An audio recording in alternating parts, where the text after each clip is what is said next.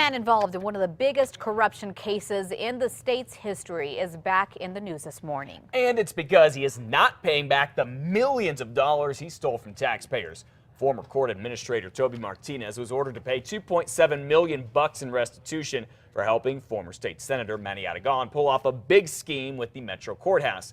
Well, back in 2008, Martinez pled guilty to conspiracy and mail fraud. He was sentenced to 5.5 years in prison and was forced to pay the money back. But he's only paid back about $150,000 of that $2.7 million so far. Now the government wants to garnish his pension, but his attorney says it would impose a hardship on Martinez. And the president of the watchdog group, the Rio Grande Foundation, Paul Gessing, says taking the money could be difficult. These are considered to be property of the individual, the pensions are, and even if they do something very corrupt, very anti-taxpayer against the state of New Mexico, it's very difficult to come back and take that as a source of money. There's now a law that allows judges to strip public officials of their pensions if they're convicted of corruption. Former Santa Fe County deputy accused of killing another deputy is headed to court. Police say Tai Chan shot and killed fellow deputy Jeremy Martin during a drunken fight at a Las Cruces hotel last week. The deputies were returning from Arizona after transporting an inmate. Chan remains in the Las Cruces jail on a first-degree murder charge. The Santa Fe Sheriff's Department has fired Chan. UNM is suspending the captain of the women's Lobo basketball team after she was arrested for domestic violence. Ebony Walker was a Sandia High School standout who first took her skills to Texas Tech before joining the UNM women's basketball team. But coach Yvonne Sanchez is suspending Walker at least for their next game Sunday, and maybe even longer. That's after hearing police arrested the player 2 nights ago for domestic violence at her apartment near Gibson and Girard. I spent a couple of days trying to gather some facts and try to gather some information and try to gather the pulse of our team and trying to make a decision that's best. Criminal complaint says Walker was fighting with her boyfriend because he was calling her teammates behind her back. It says they pushed each other and that she was so mad she threw a knife. The knife did not hit him, and Walker's attorney says she was not trying to hurt him. A judge reduced Walker's felony assault charge down to a misdemeanor domestic violence charge.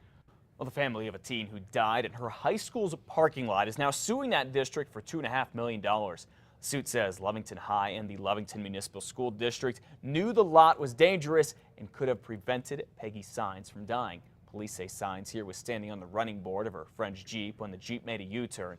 Sines was thrown and hit her head on the pavement.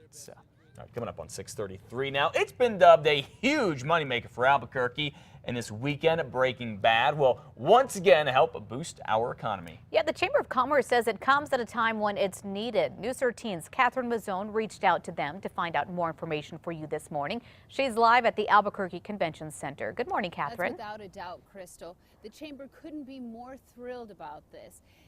The Breaking Bad Fest is bringing in fans from all over the globe. Beverly Cruz is with the Chamber of Commerce. She says all of this attention is welcome news for a city struggling in a double-dip recession. The Chamber says that means some businesses here are still struggling. This will be the first ever Breaking Bad Fest. Organizers say they had already sold 500 tickets as of last Wednesday, and they hope to hit 1,000 by today. Organizers are expecting people from as far away as the Netherlands, the United Kingdom, and Australia. One reason could be the highlight of the event, a behind-the-scenes panel discussion with some of the cast. Cruz says no matter what the reason is, they are coming, and they're bound to spend money, not only for Breaking Bad merchandise either. I imagine that the hotel scene, increased business, restaurants, any of those types of services that people need while they're visiting a city will certainly see an economic boost during this period of time. Now, there's no doubt that Breaking Bad fans are coming here ready to spend. The hit TV series has already spurred 2 tours. Most of those are booked months in advance. Back to you. All right, thanks, Catherine, for that information. Albuquerque's mayor said when Breaking Bad was filming here, it brought in almost $70 million to our economy. The spinoff Better Call Saul, which was filmed in Albuquerque, is set to premiere in February. For more information about ticket prices on the festival, go to our website. That's KRQE.com. New Mexico is getting more money to help those with mental illness. A program with the Affordable Care Act is giving the state an extra $362,000. Administrators say the money will help about 1,500 people. As you know, the state has struggled to provide enough services for the mentally ill here. A case in point, many of the Albuquerque police shootings. Last year, health centers here saw about 20,500 behavioral health patients. Well, a federal judge is now hinting that he could throw out a rule that bans oil and gas extraction in Mora County. U.S. District Judge James Browning says some sections of Mora County's ordinance are unconstitutional, but he has not decided to strike down all of the ordinance or just do parts of it. Mora County passed this ordinance last year to protect the land. Big oil companies sued after that. Time now, 6:35. We're getting a closer look at Balloon Fiesta attendance numbers this morning. More than 883,000 people visited the 9-day event at Balloon Fiesta Park. That's slightly fewer than last year, though. However, officials say the weather may have been a factor. Officials say more than 500 registered balloon teams, including 106 special shapes, were also at the fiesta.